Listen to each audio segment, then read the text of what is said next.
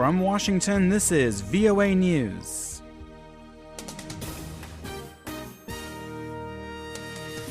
Ukraine's government says it won't meet with rebels whom it accuses of violating a new truce. And the WHO says dozens are dead in a previously hidden Ebola outbreak in West Africa. I'm Michael Lippin. The Ukrainian government has ruled out holding peace talks with Russian-backed separatists this week after accusing them of new attacks just one day after both sides observed a day of silence in their months-long conflict. The Ukrainian military said Wednesday the separatists had launched 12 attacks in the previous 24 hours.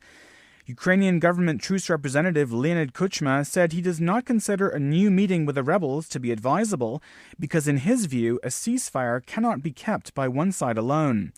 Kuchma said the pro-Russia separatists need to show that they actually want peace, not war, and have full control over their armed units. Talks on a wider resolution to the Ukrainian conflict had been expected to be held on Friday in Belarus. The World Health Organization says dozens of people have died from a previously unknown Ebola outbreak in an eastern region of Sierra Leone. The WHO says investigators sent to the remote Kono district found a grim scene last week, with Ebola patients dying in a hospital unequipped to deal with the virus. It says medical teams buried 87 bodies there in 11 days. The dead included a nurse, an ambulance driver, and a janitor who had removed bodies from the hospital as they piled up. Just before the WHO statement was issued late Wednesday, the UN Health Agency said Sierra Leone accounts for the bulk of newly reported Ebola cases and deaths in West Africa.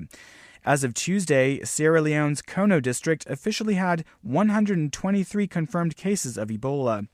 You're listening to VOA News. Former Polish President Aleksander Kwasniewski says Poland allowed the U.S. Central Intelligence Agency to run a secret prison on its territory after the 9/11 terrorist attacks. But in a Wednesday interview with a Warsaw radio station, Mr. Kwasniewski said he did not authorize harsh treatment or torture of suspected terrorists at the site when he was in office up to 2005. He also said that he urged then U.S. President George W. Bush to end all U.S. intelligence efforts at the secret prison more than 10 years ago, and that those activities eventually stopped. Mr. Kwasniewski made his remarks a day after a U.S. Senate report revealed that the CIA used extreme methods that it said amounted to torture to interrogate suspected terrorists in the years after the 2001 attacks on the United States. Two champions of children's rights have received the Nobel Peace Prize in Oslo, Norway, Malala Yousafzai of Pakistan and India's Kailash Satyarthi. VOA's Al Pessin has more. It was part solemn ceremony and part celebration as the two winners received their medals and diplomas. They'll also share the $1 million prize, which they say they will use in their work. At 17, the youngest person ever to win a Nobel Peace Prize, Malala Yousafzai told how her life changed 7 years ago when the Taliban moved into northern Pakistan. As her campaign to keep girls in school began to get attention, a Taliban gunman went to her school and shot her in the head. Speaking to VOA's Urdu service, Malala said the Nobel Peace Prize increases her responsibility to work on behalf of children's education everywhere.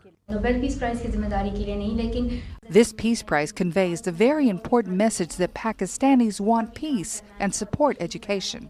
Malala's co-winner, Kailash Satyarthi, has been working for decades to free children from bonded labor, mostly in India, but also in many other countries. Al Pessin, VOA News, London.